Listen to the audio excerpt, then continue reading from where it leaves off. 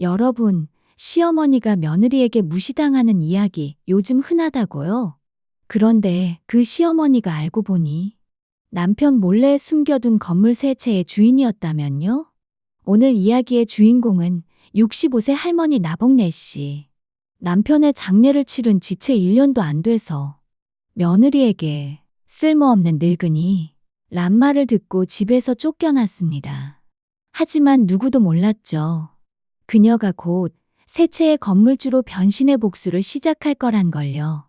본격적으로 이야기 시작하기 전 구독과 좋아요, 알람 설정까지 부탁드립니다. 서울 외곽의 오래된 다세대 주택. 복래 씨는 그 집에서만 40년을 살았습니다. 남편과 함께 억척같이 살림을 꾸렸고 단 하나뿐인 아들 민수를 애지중지 키우며 온 인생을 바쳤죠. 남편이 병상에 누운 마지막 순간까지도 복래 씨는 손을 꼭 붙잡고 이렇게 말했습니다. 걱정 마요. 민수 장가 잘 보내고 나도 곁에서 조용히 살게요. 그리고 몇 달 뒤 아들 민수는 직장 동료였던 세연과 결혼식을 올렸고 복래 씨는 작지만 정갈한 반지 하나 선물하며 며느리를 맞이했습니다. 이거 엄마가 시집 올 때 끼고 왔던 거란다. 이제 우리 세연이도 가족이니까. 세연은 그때 고개를 끄덕이며 웃었지만 그 웃음이 진심이 아니었단 걸 복래 씨는 그때 미처 몰랐습니다. 변화의 시작. 결혼 후 처음 6개월. 세연은 예의 바르고 살가운 며느리였습니다. 어머님, 커피 한잔 하세요. 오늘은 제가 저녁 준비할게요. 그렇게 평화로운 시간이 흐르는 듯 했죠. 그러나 남편이 갑작스레 심장마비로 쓰러져 세상을 떠난 뒤 세연의 태도는 서서히 변하기 시작합니다. 어머님, TV 소리 좀 줄여주시겠어요? 요즘 집중이 안 돼서요. 애가요, 자꾸 할머니 얼굴만 보면 울어요. 조금만 방에 계시면 안 될까요? 점점 투명인간 취급. 복래 씨는 입술을 깨물었습니다.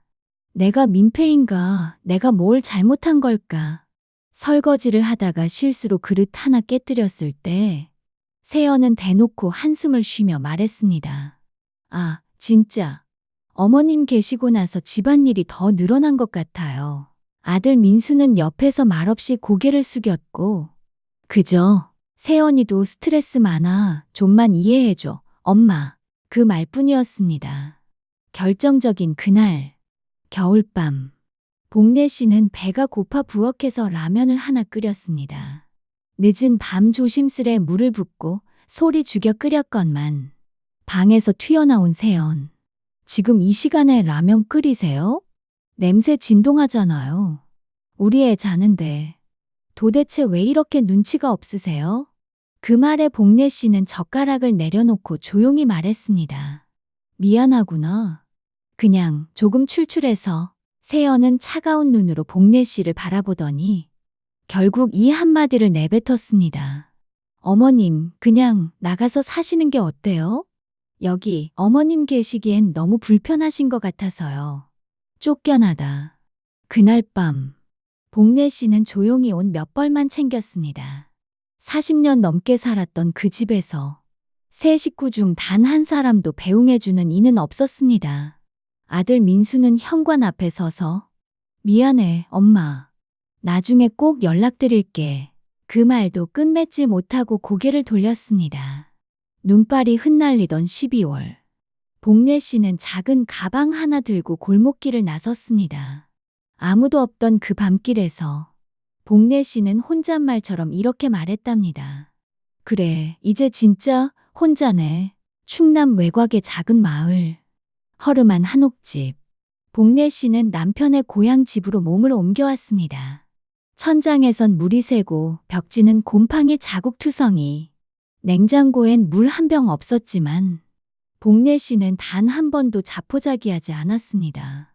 그래, 이 집이라도 남편이랑 같이 살았던 곳이니까. 방 한편에 놓여있던 낡은 장롱.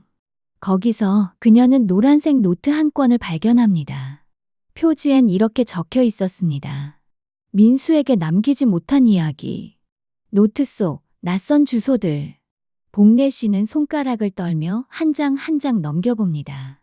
2003년 구로구 오피스텔 계약 완료. 명의자는 나. 하지만 등기부엔 아내가 몰라야 한다. 2007년 성수동 창고 부지 매입. 민수에게는 언젠가 물려줄 것. 2010년 목동 상가. 세입자 착실함. 월세 잘 들어옴.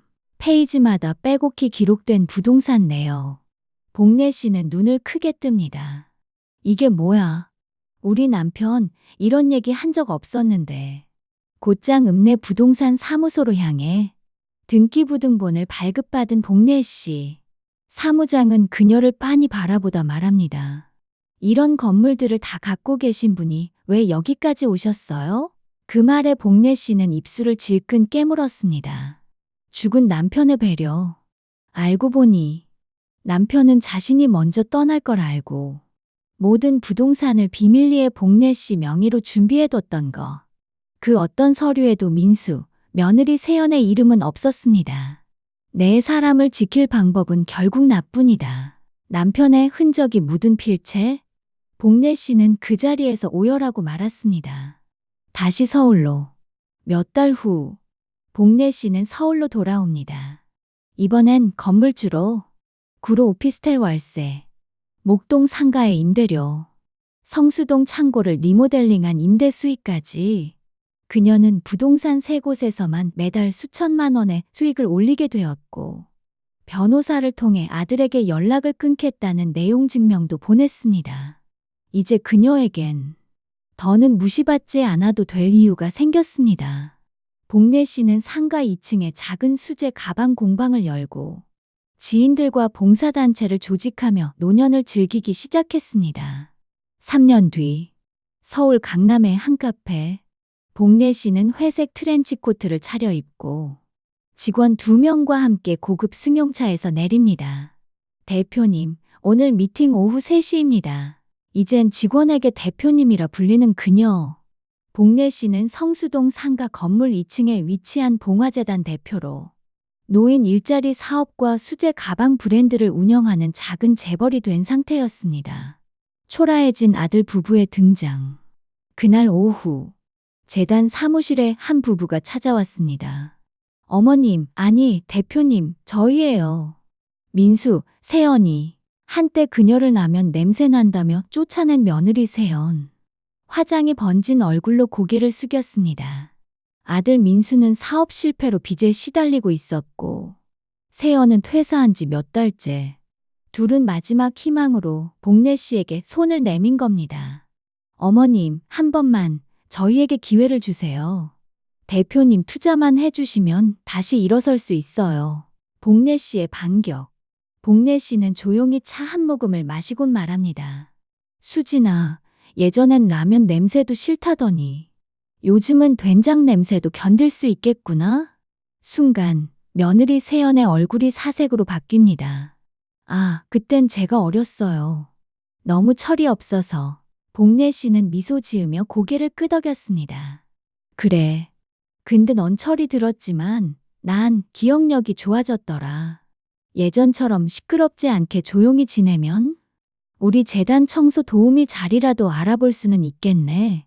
사무실 직원이 피식 웃고 세연은 얼굴을 붉히며 무릎을 꿇었습니다. 진짜 복수의 한마디.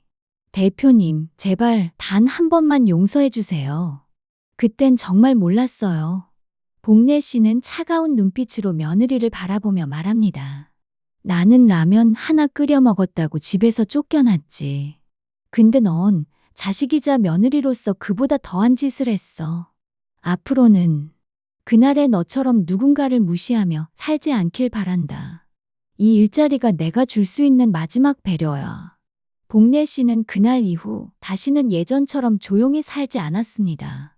아파트 3채 중 한 채는 미혼모 센터로 기부했고 다른 한 채는 시니어 일자리 연계 공간으로 탈바꿈시켰습니다. 마지막 한 채는 자신의 손뜨개 공방 본사로 쓰였죠. 사람들은 물었습니다. 왜 가족에게는 한 채도 안 남기셨어요? 복례 씨는 웃으며 대답했습니다. 가족이란 건 집보다 마음으로 짓는 거니까요. 어느 봄날 오후 복례 씨가 운영하는 공방에 수진이 조심스럽게 찾아옵니다. 흰 앞치마를 두르고 가사 도우미 일을 시작한 지 3개월째. 그녀는 이제야 복례 씨의 눈을 제대로 마주 봅니다. 어머님, 이제서야 이해가 가요. 혼자 계실 때 얼마나 외로우셨을지. 복례 씨는 말없이 뜨개질을 멈추고 수진의 손을 잡았습니다.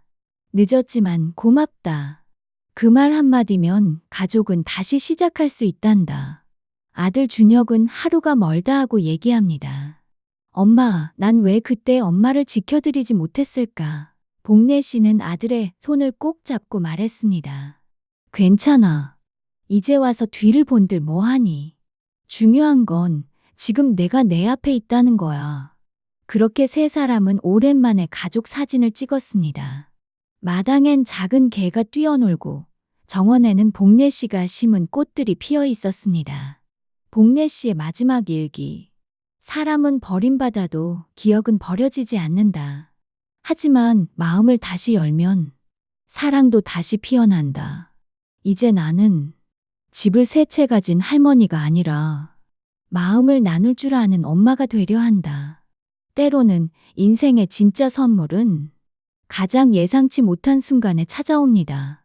그리고 그 선물은 건물도 돈도 아닌 누군가의 진심 어린 사과일지도 모릅니다.